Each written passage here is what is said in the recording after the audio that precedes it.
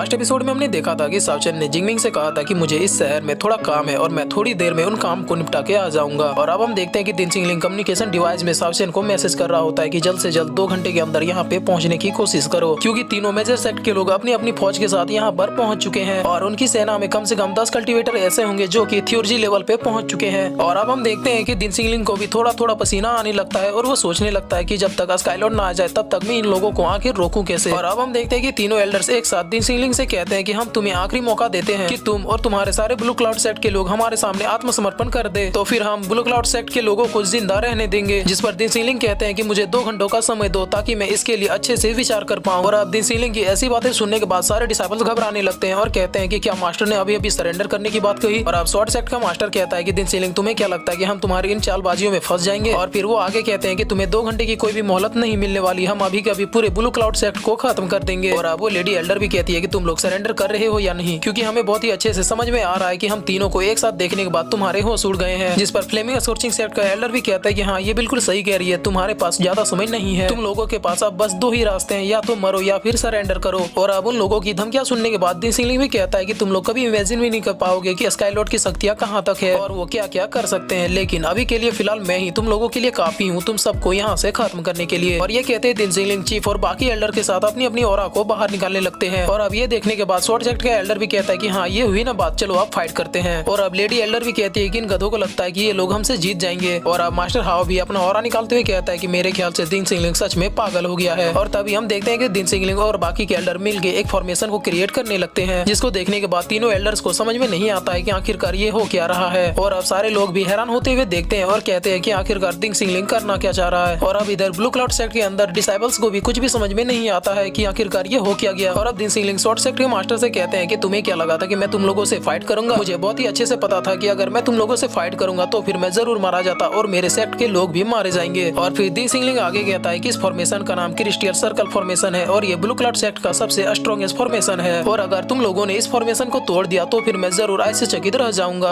और अब ये सुनने के बाद शॉर्ट सेक्ट का एल्डर बहुत ही ज्यादा हंसने लगता है और कहता है कि दिनसिंगलिंग तुमसे यही उम्मीद थी, क्योंकि मुझे तो बहुत ही पहले से पता था कि तुम एक नंबर के डरपोक हो और तुम्हारे सेक्ट के सारे लोग भी डरपोक हैं, और तुम जैसे डरपोक लोगों से लड़ने के लिए इतनी बड़ी सेना लेके आ जाना हमारी सबसे बड़ी बेवकूफी थी। और फिर वो आगे कहता है कि चलो देखते हैं कि ये फॉर्मेशन तुम्हें कितनी देर तक बचा पाएगा। और अब ये सब देखने के बाद वो लेडी एल्डर भी कहती है कि मेरे ख्याल से ब्लू क्लाउड सेक्ट में अभी स्काईलॉर्ड मौजूद नहीं है और इसीलिए दिनसिंगलिंग अटैक करने के बजाय डिफेंस कर रहा है। जिस पर फ्लेमिंग स्कॉर्चिंग सेक्ट का एल्डर भी कहते हैं कि हाँ मेरे ख्याल से तुम बिल्कुल सही कह रही हो, क्योंकि मुझे जैसा लगता है दिनसिंगलिंग इतना भी कमजोर नहीं है। और अब ये सुनने के बाद शॉर्ट सेक्ट का एल्डर अपने सैनिकों से कहता है कि सारे लोग मिलकर एक बहुत ही बड़ी एनर्जी बीम के साथ उस फॉर्मेशन के ऊपर अटैक करेंगे, और जब तक वो फॉर्मेशन टूट ना जाए तब तक उसके ऊपर अटैक रुकना नहीं चाहिए। और अब हम देखते हैं कि सारे सैनिक मिलकर उस फॉर्मेशन के ऊपर अटैक करना शुरू कर देते हैं, लेकिन पहली बार में उस फॉर्मेशन को कुछ भी नहीं होता है। और अब ये देखने के बाद शॉर्ट सेक्ट का एल्डर कहता है कि हाँ मेरे ख्याल से दिनसिंगलिंग में थोड़ी सी पावर तो जरूर है। और अब वो शॉर्ट सेक्ट का एल्डर अपने थ्योरजी लेवल के वॉरियर्स को आगे करता है और फिर वो कहते हैं कि चलो अब देखते हैं कि क्या ये फॉर्मेशन अभी भी इन लोगों को बचा पाती है या नहीं। और अब सारे थ्योरजी लेवल के वॉरियर्स अपनी पावर को मिलाकर उस फॉर्मेशन के ऊपर अटैक करना शुरू कर देते हैं। और अब दिनसिंगलिंग उस अटैक को देखते हुए सोचने लगता है कि भले ये लोग कितने भी ज्यादा पावरफुल क्यों ना हो, ये फॉर्मेशन इतनी जल्दी तो नहीं टूटने वाला, और इतने थ्योरजी लेवल के वॉरियर्स के अटैक से ये फॉर्मेशन को स्क्रैच तक भी नहीं आया है। और फिर वो आगे कहते हैं कि ब्लू क्लाउड सेक्ट के ग्रैंड मास्टर ने इस फॉर्मेशन को मुझे पास आउट किया था, और उन्होंने मुझसे कहा था कि इस फॉर्मेशन को तभी तोड़ा जा सकता है जब कॉम्बिनेशन रिलम या फिर उससे अपर लेवल का वॉरियर इसके ऊपर अटैक करे। और मैं तो बस अब इतना ही उम्मीद कर सकता हूँ कि स्काईलॉर्ड के आ जाने तक ये फॉर्मेशन कम से कम इन्हें संभाल ले। और अब ब्लू क्लाउड सेक्ट के डिसाइपल उस फॉर्मेशन के अंदर से उन्हें चिढ़ा रहे होते हैं और कहते हैं कि तुम लोग ब्लू क्लाउड सेक्ट को एलिमिनेट करने आए थे, तो अब क्या बाहर बैठ के भजिया तल रहे हो? हिम्मत है तो मर्द की तरह इस फॉर्मेशन के अंदर आओ और हमें खत्म करके दिखाओ। जिस पर बाहर के डिसाइपल भी चिढ़ते हुए कहते हैं कि तुम लोग भगोड़े हो, अगर हिम्मत है तो अपने मास्टर से कहो कि उस फॉर्मेशन को बंद कर दे, फिर हम लोग अंदर आके बताएंगे कि हम लोग बाहर भजिया तल रहे थे या फिर मछली। और ये सीन काफी ज्यादा फनी था। और अब शॉर्ट सेक्ट का मास्टर कहता है कि ये फॉर्मेशन सच में बहुत ही ज्यादा मजबूत है। और फिर वो दोनों एल्डर से कहता है कि अब हम तीनों को ही मिलके कुछ करना होगा। और अब हम देखते हैं कि वो तीनों एल्डर अपनी अपनी मार्शल सोल को निकाल लेते हैं और फिर वो तीनों मिलके एक साथ उस फॉर्मेशन के ऊपर अपना अटैक कर देते हैं। और अब उस अटैक के कारण उस फॉर्मेशन में एक बहुत ही बड़ी दरार आ जाती है। और अब वो शॉर्ट सेक्ट का एल्डर हंसते हुए कहता है कि ठीक है अब वो फॉर्मेशन टूट चुका है तो सारे लोग मिलके एक साथ अटैक करेंगे। और अब इतना सुनते ही वहाँ पे जितने भी लोग मौजूद थे वो सारे लोग मिलकर उस फॉर्मेशन के ऊपर अपना अटैक करना शुरू कर देते हैं। और अब हम देखते हैं कि इतने पावरफुल अटैक के कारण वो फॉर्मेशन टूट के गिरने लगता है। और अब ब्लू क्लाउड सेक्ट के सारे डिसाइपल फिर से रोना शुरू कर देते हैं और कहते हैं कि हमारा हो गया और अब हम ज्यादा देर जिंदा नहीं बचेंगे। और अब उस फॉर्मेशन के पूरी तरह से टूटते ही शॉर्ट सेक्ट का एल्डर कहता है कि ठीक है उन्हें जरा सा भी मौका नहीं मिलने पाए, चलो सारे लोग फिर से उनके ऊपर अटैक करना मारना शुरू कर दो।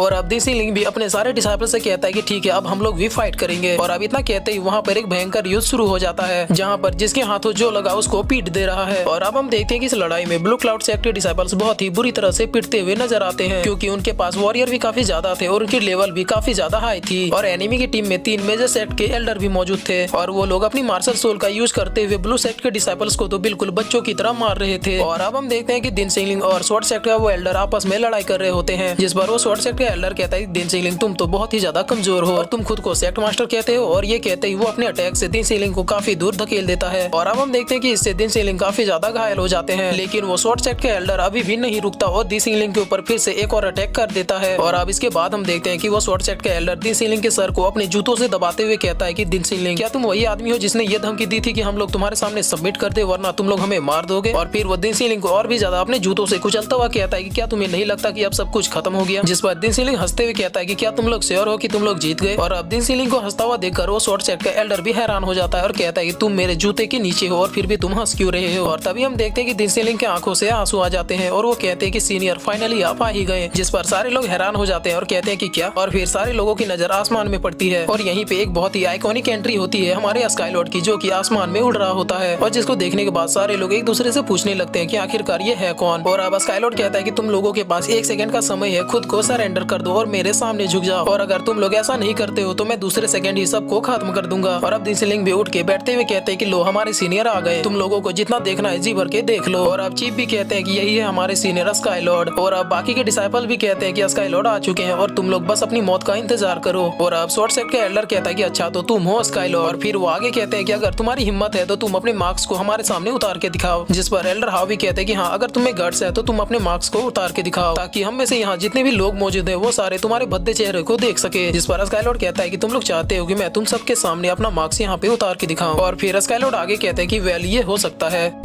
और फिर इसी के साथ ये एपिसोड यहीं पे खत्म होता है।